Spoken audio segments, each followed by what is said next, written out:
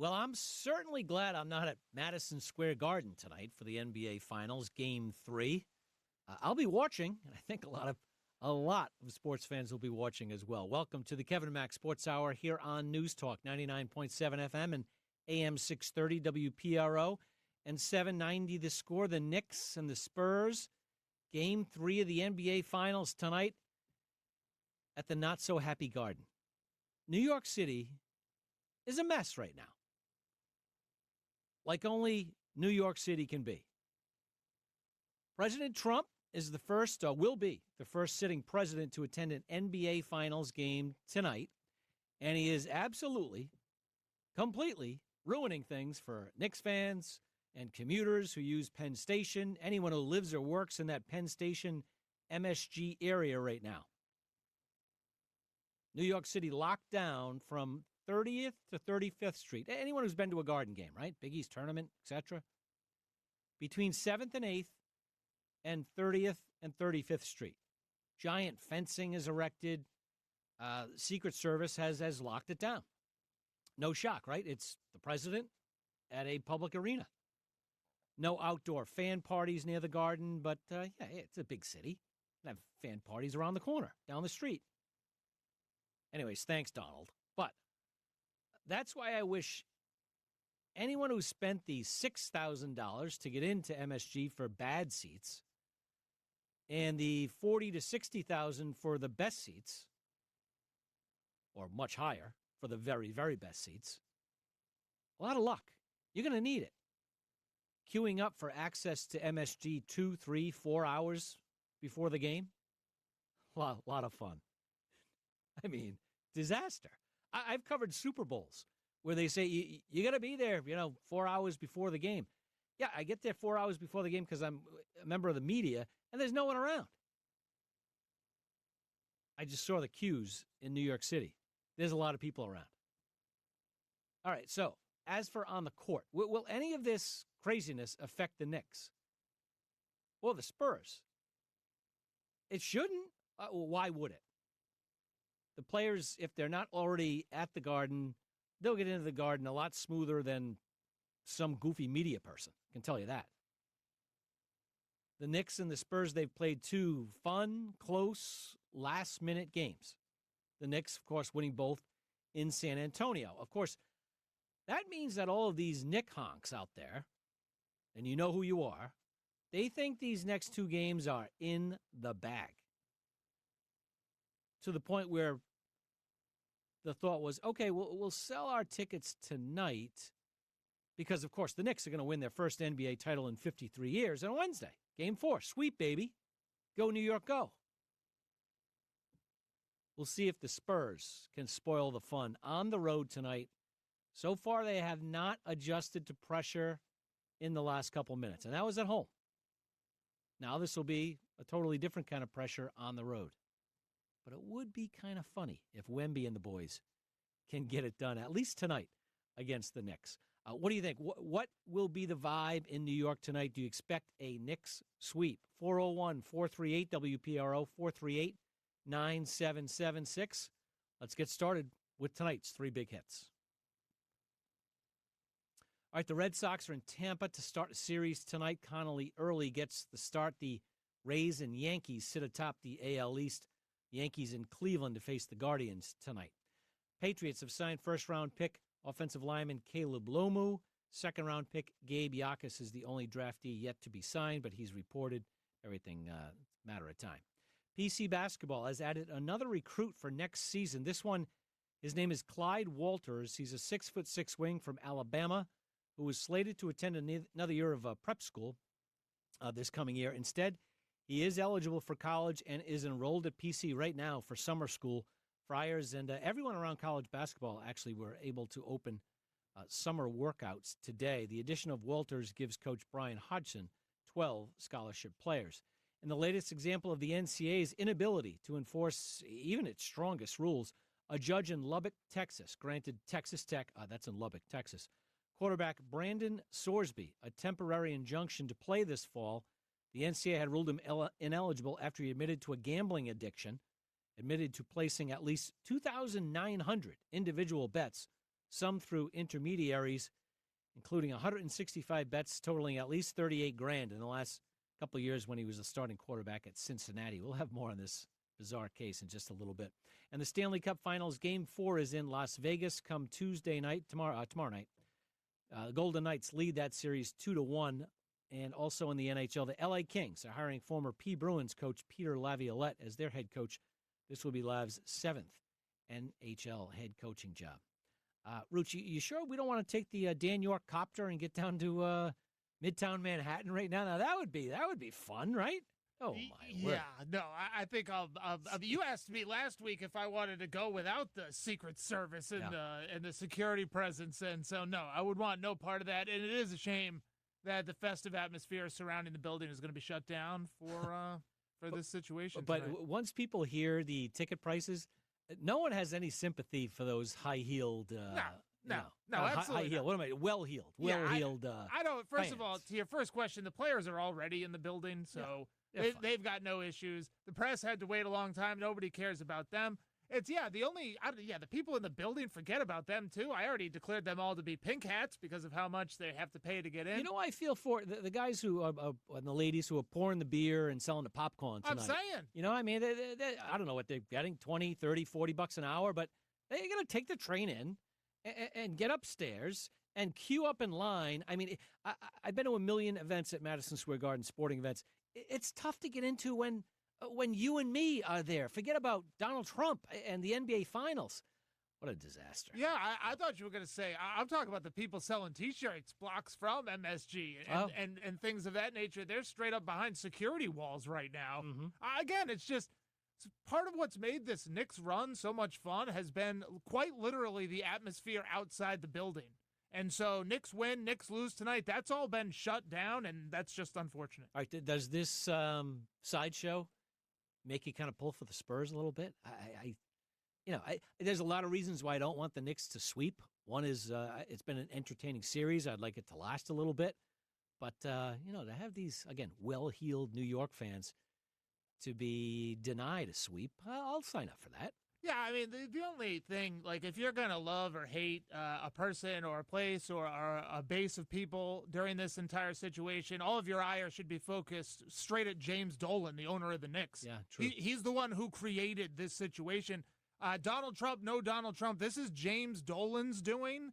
And if you didn't already have distaste for James Dolan, well, here you go. A ready-made opportunity. All right, so here's one, Rooch. So you may or may not know that there's a huge train tunnel project from New York to New Jersey that's been on again, off again. I think it's partially completed. What, are they redoing the PATH train there? Yes. Okay. And as soon as Trump came in, he stopped it for assorted reasons. It might have been, Elon Musk, shutting everything down. Yeah, sure. Well, needless to say, James Dolan needs that completed. So do you think there's maybe a little political curveball here? I'm sure. To help things out? I didn't even know about that situation. I mean, James Dolan has his interests in so many different places. Who knows why he's greasing Trump? But you're probably 100% correct. All right. So how will MSG be tonight? Here's the Knicks' Josh Hart. Obviously played in a lot of home playoff games at MSG, but nothing like what we're about to see Monday night. What are you anticipating? I mean, the Garden going to be rocking. Obviously, in this city we love our Knicks, so they're going to come out, show love, support, and the energy is going to be electric. And Dylan Harper, he grew up in New Jersey, spent plenty of time in New York. How about as a Spur? What's he looking for? You've been to many games in this building growing up. Can you imagine what the vibe is going to be like for an NBA Finals game here? I mean, I feel like we kind of got a taste of it a little bit in San Antonio. And I think that next game tomorrow is going to be electric. I think it's going to be through the roof. I think it's going to be everything that I've kind of seen or dreamed of times 10, obviously being in the finals. But just excited to be out there. I'm excited just to play, really. All right, that's what a 20, 21-year-old rookie is going to say. We got a taste of it in San Antonio. No, you didn't. No. This is the opposite. In San Antonio, they love you. They're pulling for you. There's a lot of tension. This is a different ball game. And again, if you're a professional basketball player, whether you play home road shouldn't have a great effect I think on a young team, though, and someone like, a Dylan Harper, maybe even a Wemby, young players, yeah, I think the atmosphere will have an effect on them. I don't think it'll be the reason that they, if they ultimately lose, it's certainly not the reason. No, and if anything, and we've joked about this, but I would say there's certainly at least an inkling of truth to it. The loud fans, the rowdy fans, aren't going to be in the building. Now, I'm not saying True. Tim Chalamet and Spike Lee aren't going to yell until they're hoarse, but yes, the MSG is incredibly intimidating, and I'm not selling that short. And yeah, Dylan Harper right there, that's like being like, well, we beat St. John's in Carnesecca Arena. How could this be any different in the Big East tournament here at Madison Square Garden? Even worse. He went to Rutgers, right, Dylan Harper? Oh, right. Well, when we went into, Ohio State, it was pretty tough out there. How about when we played Illinois? Not the same. Yeah, it's not the same. And it'll be interesting to see. Again, the atmosphere has sort of taken center stage here with the security and everything like that. But there is still an NBA Finals at stake here. And as much as the San Antonio Spurs have sort of, looked ill-prepared the first two games, fact of the matter remains that they were the more talented team and favored team coming in. And while it's not expected that they'll be able to reel off, 4 out of the next 5 games and bring home the title, if they were to pop off a win tonight, then that certainly would enter back into the equation, because now you just have a team down 2-1 that everybody thought was better. Right. And the Knicks, their win streak will be over. They'll have lost at the vaunted Madison Square Garden. So New York, it seems like they're in control right now. But as we've talked about, those were close games in games 1 and game 2. And if they slip up tonight, this could be a real series. Yeah, what do you make of the biggest play? Wemby gets the rebound in a tie game, looks to outlet to Stephen Castle, who's the point guard, and Castle's not looking at him. I mean, is that youth? I mean, Castle is, hey, we know Steph Castle, right? He was a star at UConn, won a national title, but that's like basic basketball. Yep. The big man gets the rebound. You look back and get the outlet pass. Absolutely. And poof, things go haywire with 10 seconds left in an NBA Finals game. I would have to write that off to youth, right? You know what? I would just write that off to Steph Castle because he's shown, as talented as he is, his awareness from a video game perspective, you rank it 0 to whatever, what's he strong at? Jumping, dunking. Sure. Yep. His awareness is 0. Yeah. Like he's got, again, we talked about it savvy. Last week. I think you're saying savvy, right? Yeah, well, no, his awareness on the court, I'm not surprised he wasn't turned around. Yeah. Because he had 20 turnovers in the first 2 games. That's right, he did. Of the Western Conference Finals. Right. This isn't some one-off from this kid, and he's incredibly talented. I'm not saying the Spurs should bench him or cut him, but in terms of, we've seen hack a so-and-so, strategies used late in games because people aren't able to hit free throws. Well, Steph Castle, if he doesn't up his awareness, he's not going to be around in late-game situations, especially if you can put in De'Aaron Fox, Dylan Harper. Yep. This Spurs team has the ability to bench him in those situations if he continues to show this lack of awareness. And it is youth, but I'm not convinced he specifically is going to grow out of it. No, it certainly has been a turnover issue throughout the playoffs. 401-438-WPRO, 438-9776. Yep, we got to do it. Going to talk a little Sox next on the Kevin Mack Sports Hour.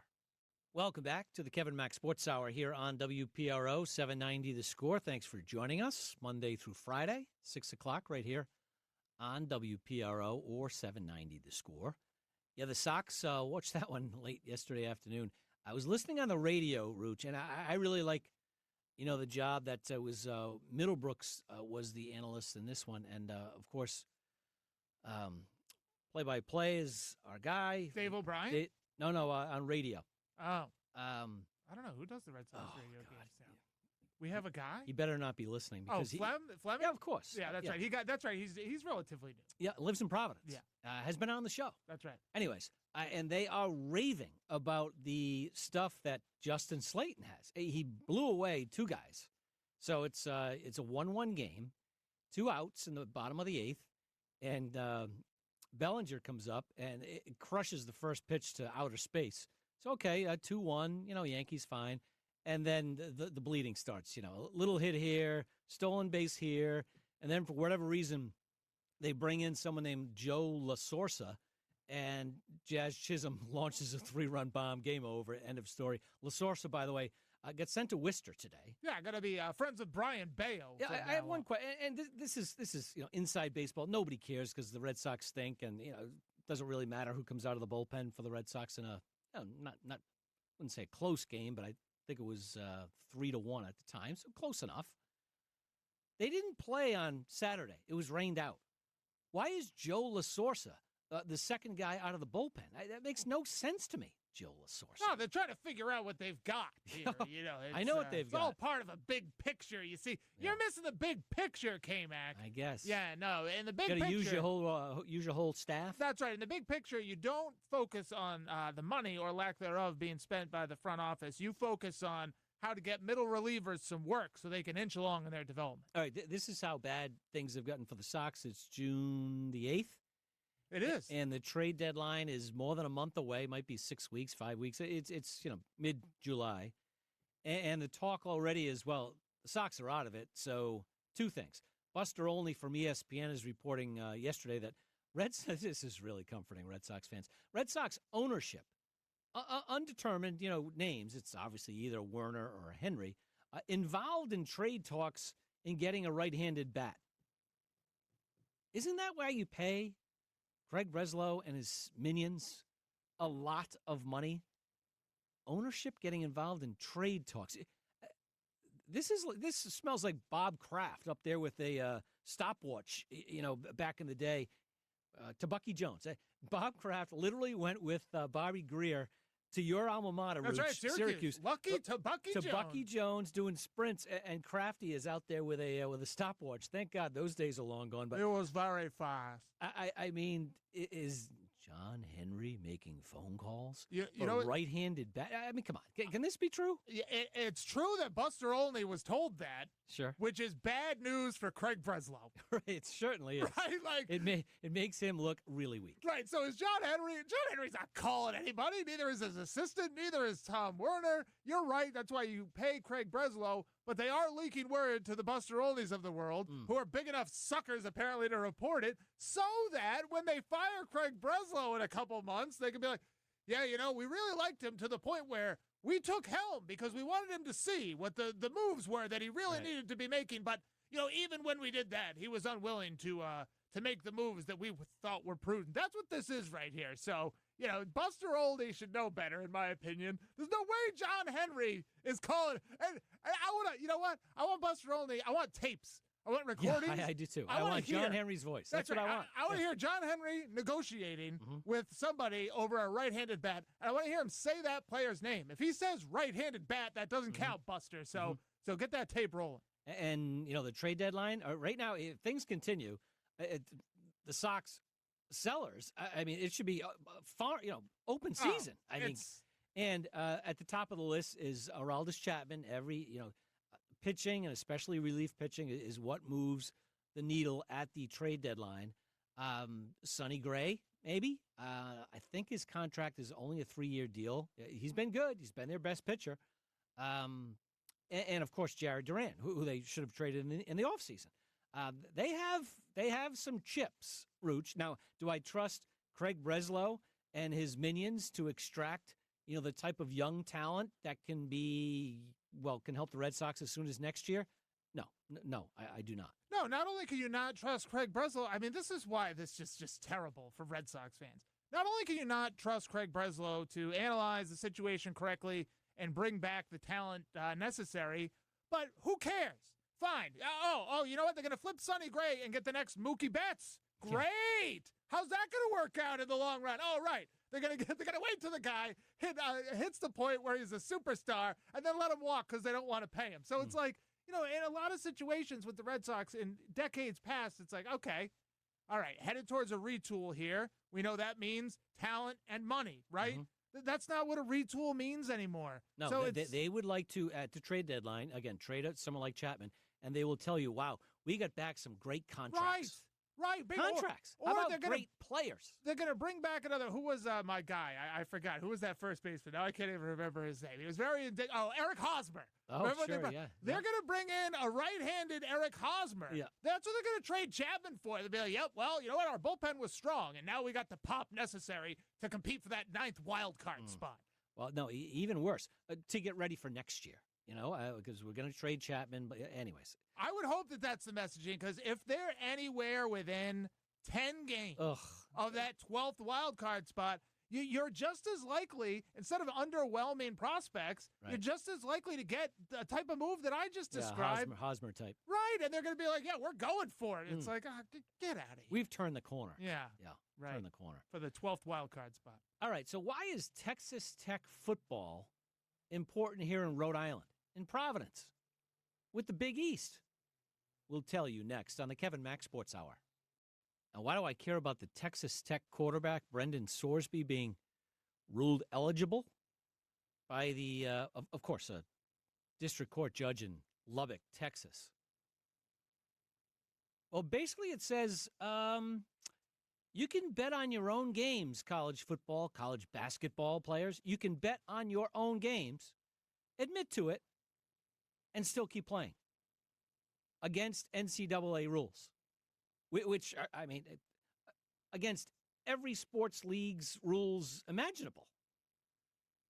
That's what happened, I guess it was Friday? Or was it this morning? It was announced this morning. So Brendan Sorsby is a quarterback, transfer quarterback. He was at Indiana. He was at Cincinnati. Now he's at Texas Tech, picking up one big bag after the next. This is the biggest bag because Texas Tech is a professional football team in every way, shape, or form. And Rooch, the numbers are nuts. Let me see. I got them right here. Sorsby acknowledged placing at least 2,900 bets. 2,900 bets. 2,900 bets, totaling more than $30,000 during his 2 years at Indiana when he was a backup. 165 more bets, totaling 38 Gs during his 2 years as the starting quarterback at Cincinnati. There seems to be. Have you seen anything where he may have bet on his own team? I think I've heard that as well, but I'm misremembering. Not quite sure. I have seen that out there, that he may have bet on his own team. It's really, really neither here nor there. It is not. What I just said is against the rules. So the NCAA says, and Sorsby falls on the sword, admits to these things, went to a gambling addiction, center in the last couple months, and now he's ready to play. The NCAA is like, whoa, no, you're not. You're permanently ineligible. He sues. Of course, he sues, and the jurisdiction is right there in Lubbock, Texas. And some, honk judge says, oh, okay, they're offering 2 games of suspension. That sounds good enough. It's like, against Stephen F. Austin and Oregon State. But don't worry, he'll be playing against, who's big time in the Big 12, like I really care. Who's big time in the Big 12? I don't know. Nobody? Yeah. It's the SEC and the Big Ten are where everybody plays. Iowa State. Fine. Okay. He'll be playing in league games. And the way that the judge worded his ruling, he basically said, and NCAA, don't try to, petition this or because you can't do A, B, C, and D. I've never seen a ruling like this. I mean, why can't the NCAA say, no, these are our rules and we're going to countersue? And it seems as if there's no fight there. You know who the fight should be with? It should be with the other schools in the Big 12. They should say, whoa, Texas Tech, we don't want this guy to play. The kind of scenario that this opens up for every other collegiate athlete to bet on their own games is outrageous. I've never seen anything like it, Rooch. And yet people, I wouldn't say are shrugging it off. A lot of people in college sports are upset, but they know that the NCAA rulebook basically doesn't matter. Well, lucky for Brandon Sorsby, right, people are more concerned with the greater state of the NCAA than they are whether or not he's eligible, right? It's like, wow, you guys are sort of turning a blind eye here to gambling on your own sport, which is, obviously would be huge news and be the final, really sort of nail in the coffin of the NCAA as any sort of legislative or judicial arm when it comes to college sports, which that's been up after bedtime for a long time in terms of their power. What I'm missing here, though, is why is this different than the Bediako situation down in Alabama, which was quickly reversed? Yeah, that was just pure eligibility. You're a pro, you're not a pro. This is gambling. Right, but this is my right. I'm not arguing those points. What I'm sort of confused about is this is just a ruling from a judge, just as that was a ruling from a judge. This judge isn't on the Supreme Court, so just by the nature of that, he can be overruled, or she, I guess. There will be an appeal. Yeah, of course, that will stay in the district court, which is also still in like in Amarillo, Texas. And again, not a lawyer, but you cannot just say you can't appeal this. Right. That is not how any of these things work. Right. There could be a ruling that forbids, an appeal, but you can't just sit there and say, by the way, this is my ruling and it's final. Yeah. I don't care about the courts above me. No, how about in the ruling? In the ruling, he said, and by the way, the NCAA can't restrict Brandon from practicing, from being on campus. I'm like, who is this guy? But yes, there will be an appeal. But from everything you read, it's like the appeal doesn't have much grounds as well. Well, so to your point, though, what I wouldn't be surprised. So let's just say this judge is right, and he is the be-all, end-all. What you will see, to your point about the other conferences, the other teams, rather, within the conference, they all have law schools. Sure. Okay, and I would, again, not a lawyer, but I know what an amicus brief is, and that's when you write in basically in support of a case of which you have no standing, but you basically write in and say, hey, I'm going to come after this if you let this slide. I know I'm not in this right now, but I support it. Here's why, here's precedent, etc. So they might not come after, Texas Tech because they don't like the fact that Sorsby was gambling. But again, this is a very slippery slope. If they want to enforce any rules ever again, the other members of the conference will probably react. And again, I would expect the court system that they're not done with this. And I cite Charles Bediaco, different situation, but local judge gets overruled. Hardly a rare tale. All right, you're going to love my next spin. But first, we want to hear from ESPN's Pete Thamel.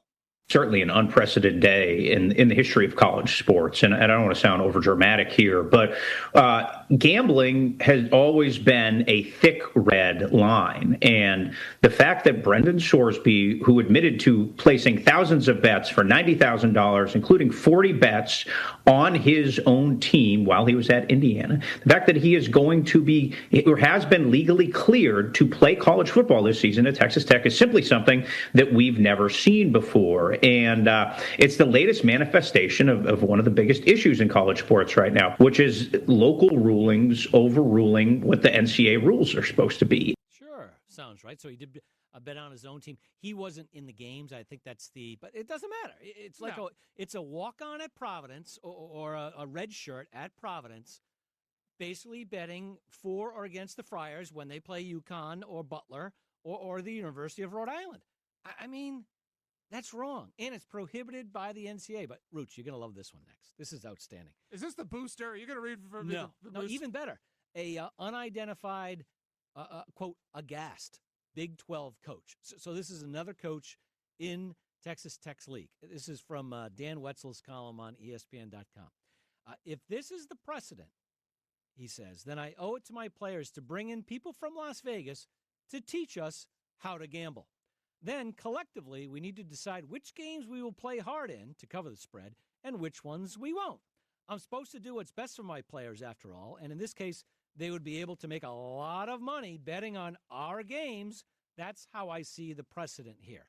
Now, it's that a little over the top. It is, but, Rooch, I mean, it is that bad, right? Well, it's over the top. It's ignorant. It's funny. It's all of those things. And by the way, can you get out to that Big 12 school? You could teach these guys how to gamble. I could certainly teach them how to gamble. I do believe that those buildings in Las Vegas are a testament to the fact that good luck to you and your team attempting to beat the sportsbook. But again, back to what we were just talking about and how this fits in. Do you want people to be questioning the integrity of your game or not? Of course not. Right. So it's like that's the real problem here. You get to when we're talking about the business of college football and all this, you can talk about the NIL, you can talk about legalized sports betting, but really this Brendan Sorsby thing is about, okay, so whenever I see a game in the Big 12, I can just go ahead and assume that somebody's on the take because they have willingly turned a blind eye to that exact situation. And once the integrity of your game is in question, then the end of your sport is not soon to follow. All right, and soon to follow, I should say. I am mistaken. I thought Sorsby was basically a backup there. He was a backup for 1 year. The next year, No, he was a starter. He threw 15 touchdown passes. Yeah. I mean, he was a real guy in the Big Ten, Heisman betting candidate. on his own team. Yeah. I mean, come on. Really? Yeah. Ridiculous. Yeah. All right, when we come back, we'll try to find you some winning bets. But guess what? This is legal. Next on the Kevin Mack Sports Pick of the Night. A pretty exciting Belmont Stakes with Golden Tempo and female trainer Cherie DeVoe winning 2 of the 3 legs of the Triple Crown. They didn't try for the third. And I know the Preakness is going to move their dates, and in theory, we'll see more Derby winners go to the Preakness. But, Rooch, we were close. We had Commandment and Renegade, that's second and third. Golden Tempo, threw us for a loop. What are you going to do? Yeah, you can't win them all. Yeah, we all like to bet horses. Yeah, Steve C., hopefully he had, it's a good point. Yeah, it is a good my point. guess is he had assorted bets and came away with some success. I'm sure. Yeah. That's Steve C. Just because Commandment was right there, so I'm sure. He had some shekels in the right place. All right, let's get to the Kevin Mack Sports Pick of the Night.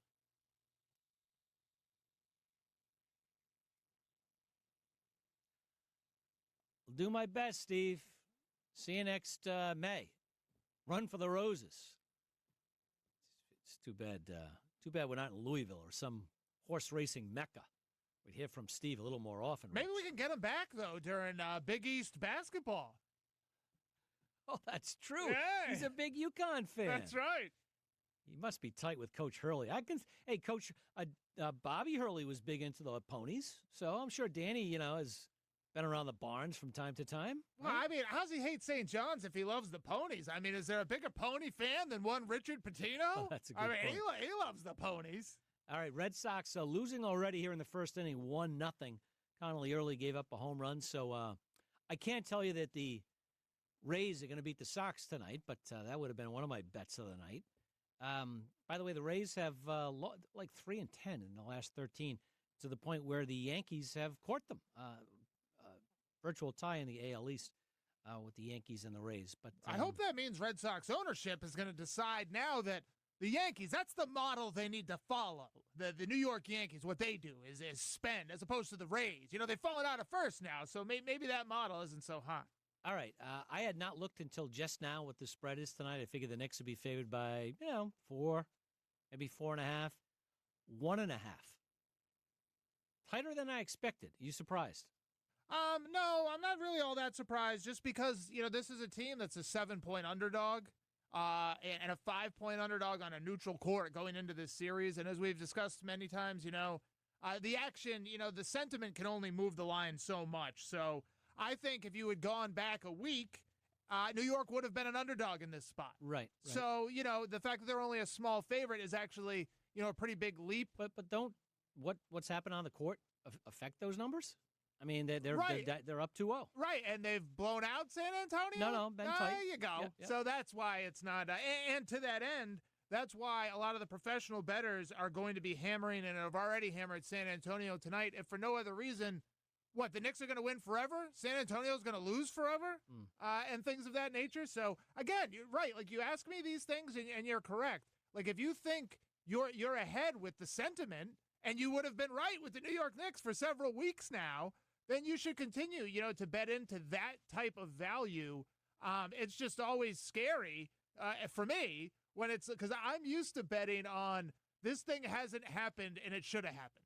Right. And the Knicks, if I were betting in that way, they should lose sooner rather than later. So would you be interested at all in the Spurs winning the series? Yeah, that's a good question. That'd be the only thing I'd be interested in at this point because I see plus 360, 370. Right, and even that, I mean, coming down from 0-2, losing the first 2 games at home, I'd be higher. I'd want a much better price. But again, the reason you can't get that price is we talked about this after game 1. The Knicks won, and they were suddenly series favorites. That doesn't happen very often. Mm-hmm. And if the sports books wildly swing back and forth, if they offer San Antonio at 15-1 right now to come back and win the title, that sounds like a much more appropriate price, and it is. but that exposes them, from a bookkeeping standpoint. On people would be attracted by that. Too many people would be attracted. Too many people that might have already locked in the Knicks at like 30-1, right? Yeah. So now you got these people, Knicks at 30-1, San Antonio at 15-1. They can't lose. Yeah. Someone's got to lose, and that would be the sports books. So that's why they don't do that. All right, I'd like to say I like San Antonio tonight, but I don't know if I trust it. I think I like the Knicks until they lose. I got to pick the Knicks tonight. 1.5 should be more points. Yeah, I would have to go with the Knicks tonight too. But like I said, should San Antonio get this one? Oh, that changes things. Yeah, that really, really, really changes things. And I know that seems like an obvious statement, but I think this would change things more than, the average situation where you find a team down 0-2. All right. They win game 3. So it could be big doings tonight if Wemby can get one. So San Antonio wins tonight. Who's the series favorite then? Still the Knicks? Yeah, it's still got to be the Knicks because would they still have home court? They only need to win 2. They would. They'd have 2 games They'd left. still They'd have still home be court. the favorite. Yep. Got it. Hey, enjoy the game, everybody. It's another busy week. We're actually going to get into the World Cup a tiny bit, I think. Haven't quite figured out how, because I don't know any of the players besides the superstars, of course, but the World Cup starts this week. U.S. gets going on Friday. There's a game in Foxborough on Saturday at that great Boston Stadium. Yeah, enjoy the NBA Finals tonight. We'll break it down tomorrow night, 6 o'clock, the next KevinMc Sports Hour.